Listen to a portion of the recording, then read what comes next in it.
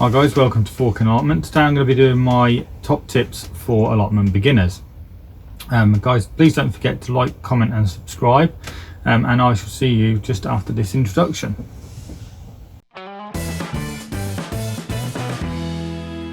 Right guys, so my top tips for allotment beginners. So you've got yourself an allotment and you want to know what you can do and how to do things on the allotment. So my top tips would be, first of all, once you've got your allotment, plan it out.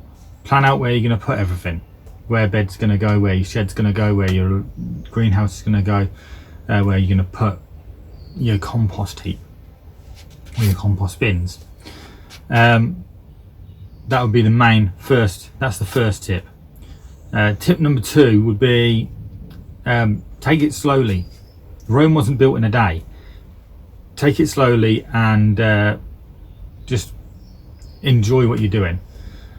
Again, men, I'm speaking to you particularly here.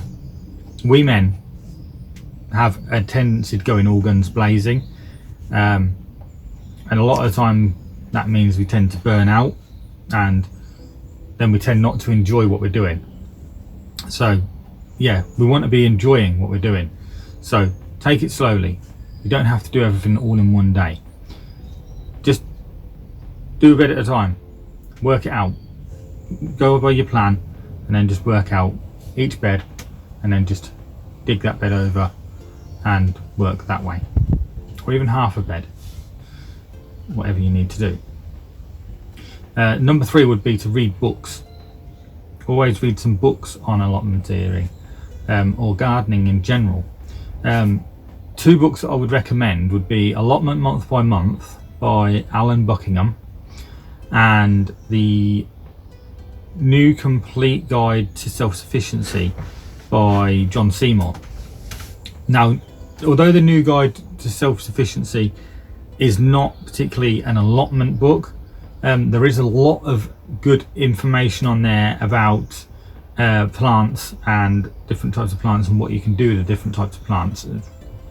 Quite a comprehensive bit of comprehensive information on some of the plants. So yeah, that would be a good book to read. Also there's allotment gardening for dummies. I think there's also vegetable gardening for dummies, and gardening for dummies, stuff like that.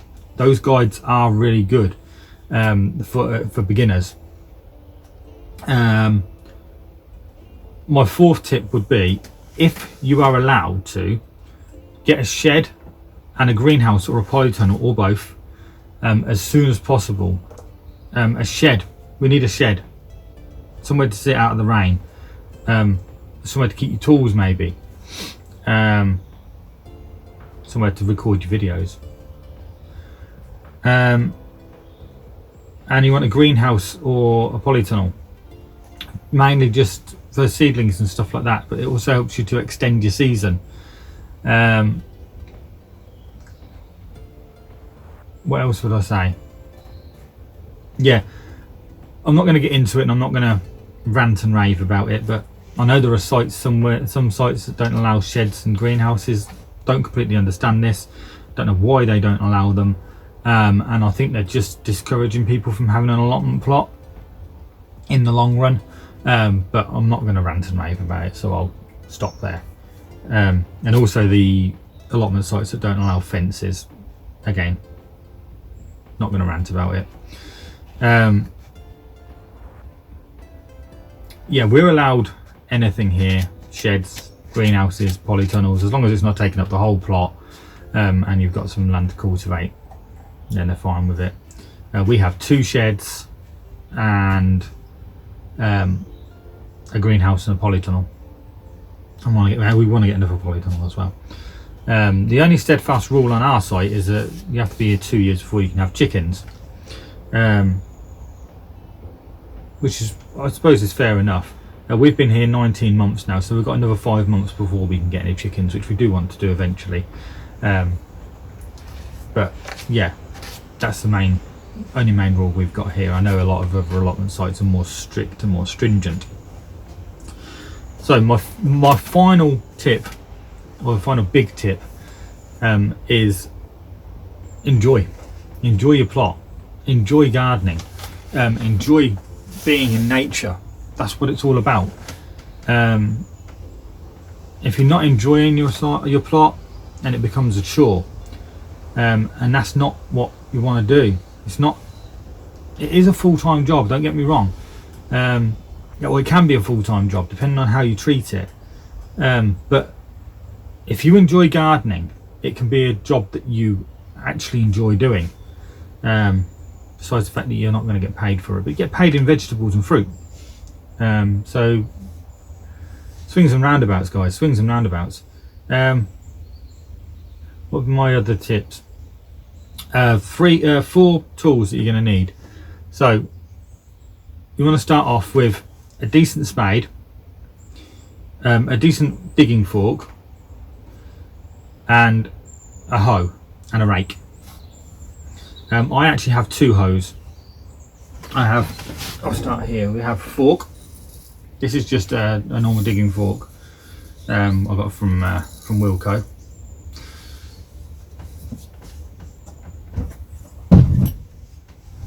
I have a Stanley Accuscape. This is my spade. Really good spade. I know they're dirty, guys. I've used them today. This is a digging hoe. It's what some people call a Chillington hoe. So it actually says it's a digging hoe. See that there? This one is a silver line digging hoe. And a Dutch hoe. Just a normal hoe. Most people would associate as a hoe. This is a challenge one. So yeah, that's the main 4 tools I would say you'd need. What else would I say? A decent pair of gloves. No matter how hard you are, guys, stinging nettles and thistles and brambles hurt. So get a decent pair of gloves to deal with those. I would say probably something with a leather palm is a really good glove. And I don't actually have, the only gloves I have at the moment, saying about decent gloves, I have these, which I got from Wilkinson's, and they're just cheap gloves. I am after a pair of like leather palmed gloves, which are really good for like really heavy duty gloves, really heavy duty gardening gloves, really good for pulling up weeds and brambles and stuff like that, and nothing can get through them, or very little can get through them. What else was I say? I think that's about it, guys. That's just basically a quick beginner's guide to what to do when you get an allotment. Other than the main things, other than those things, I would say the only other thing I can think of is to set up a compost bin as soon as possible, because a lot of the green waste you're going to have is going to be able to go into the compost bin. You want green and brown waste in there, but yeah, a lot of the green waste that you're going to get is going to go into the compost bin. Don't put anything in there, any weeds. If you're going to put weeds in there, don't put any weeds that have gone to seed in there. But yeah, other than that, yeah. Guys, anything that you think that I may have forgotten or I haven't covered in this video, please do let me know in the comments down below. And also please do visit my socials up above, Instagram, Twitter, and I will put my Facebook up there, Facebook page up there as well. I also have a Facebook group as well.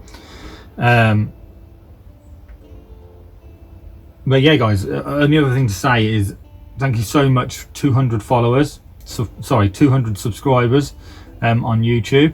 I'm so grateful for everything that you've helped me to do, and I hope to achieve a lot more in the future. So as I say again, please guys, if you're not subscribed, please subscribe. Please do like this video and please do comment down below.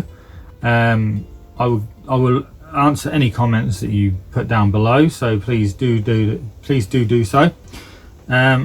But as I say, other than that, thank you guys. I shall see you all in the next video, and please do enjoy the rest of your day.